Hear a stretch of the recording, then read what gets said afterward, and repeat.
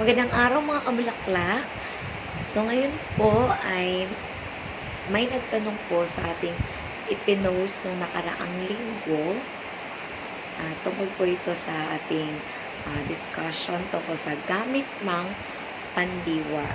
So nagtanong po siya kung paano po matutukoy or malalaman kung ano ang gamit ng pandiwa, kung ito ba ay karanasan or pangyayari. So, kasi meron po kasing tatlong gamit ang pandiwa, ang aksyon, karanasan, at pangyayari. So, nagtanong po siya kung ano po, paano po malalaman na ito po ay karanasan or pangyayari. So, ito po yung tanong niya. Atin po itong bigyan ng linaw para po mas maunawaan po ng lahat kung paano ba natin ma-identify kung ito po ba ay karanasan or pangyayari. Kasi po, kapag hindi po natin lubusang maunawaan, tayo po ay malilito. So, ang mga ma-identify po natin na ito ay karanasan or pangyayari, kapag po yung pangatnig na ginamit sa pangungusap ay nagsasaad ng pananhi. So, ito, kapag ang pangatnig po na ginamit sa pangungusap ay nagsasaad po ng pananhi or nagpapakilala po yung pangatnig o yung salitang pangugnay or kung sa English po ay conjunction word, kapag ito po ay salitang nagpapakilala sa sanhi o dahilan, ito po yung tinatawag na pangatnig na pananhi. Ito po yung gamit ng pandiwa na pangyayari. Kasi nga po yung gamit ng pandiwa na pangyayari, ito po yung resulta sa naging aksyon o sanhi po ng naging aksyon. So, dahilan po ng naging aksyon. So, magiging gamit ng pangyayari ito kapag nakita mo doon yung pangatnig na ginamit ay pananhi. Pero pag ginamit po na pangatnig ay hindi po pananhi, katulad po dito sa halimbawa na kanyang tinanong, nalungkot ang lahat ng mabalitaan ang masamang pangyayari. So, nandito po siya dito sapagkat meron basahin mo, bakit siya nalungkot? Yung nakita niya doon, nang mabalitaan ang masamang pangyayari. Pero yung ginamit po doon na pangatnig, which is yung nang, hindi po siya pangatnig na nagsasaad or nagpapakilala ng sanhi or dahilan. So, isa lang po siyang pangatnig na pantulong upang maidugtong yung isa pang parirala o sugnay. So, yung salitang nang, N-A-N-G, ito po yung pangatnig na pantulong.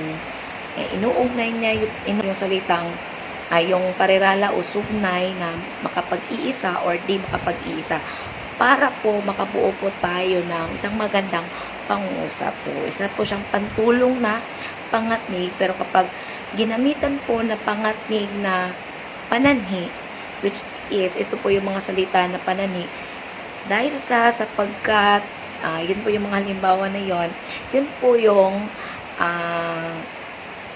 matutukoy po natin na ang gamit ng pandiwa ay pangyayari dahil ginamitan po siya ng pangatnig na pananhi. So, makikita po natin doon yung resulta sa mga dahilan o sa sanhi po kung bakit po siya nakaranas or nagkaroon ng aksyon, nakaramdam po siya ng ganoon or nakagawa po siya ng ganoong aksyon dahil po sa pangyayari. At matutukoy po natin yan dahil po sa pangatnig na ginamit po yung conjunction word or tinatawag natin signal words or mga transition words. Ano ba yan? Yan po.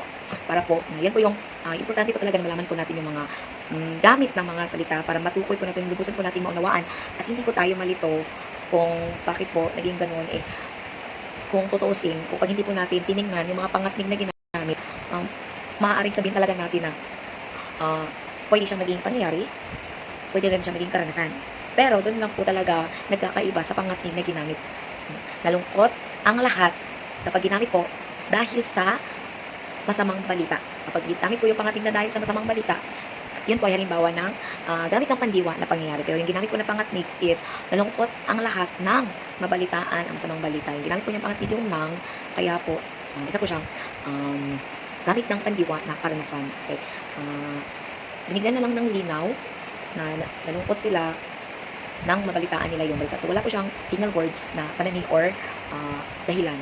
Yun po yung mga rules para po malaman natin ang pandiwa gamit ang pandiwa ng pangyayari. At saka, yun po yung nakita ko po yung pagkakaiba doon sa pangusap na ibinigay ko. At yun yung tinanong niya na pangusap. At yun lang po, kung meron pa kayo mga katanungan tungkol sa gamit ng pandiwa, focus ng pandiwa, or kung ano po yung pandiwa, kung ano po yung mga pangatnig, gamit ng mga pangatnig, just comment down at sagutan po natin yung mga katanungan niyan hanggang sa makakaya po sagutan. At ito po ay si Magandang Bulaklak na nagbibida-bidahan. Ako po ay isang grupo sa Pilipino at nagpapakalimasa po sa Pilipino. Hindi naman po talaga tayo ganun talaga yan. Pag-aralan lang din, dahil doon nalaman natin kung ano yung mga rules po para malaman po natin ano talaga yung tama. Para matukoy po natin yung mga pangusap. Kasi meron po kasi mga focus sa pandiwa, gamit ang pandiwa, mga ganun. Kaya po, yun po. Kaya maraming salamat at thank you po talaga sa pagtatanong. Magtanong pa po kayo para sagutan po natin yan. At again, ito po si Magandang Bulaklak ni P or Mads Magandang Bulaklak. Kung hindi ka pa po nakasubscribe, pwede po pakisubscribe. Kung hindi ka pa po nakafollow sa aking Facebook page, pakipollow na din. Thank you, maraming salamat. Bye!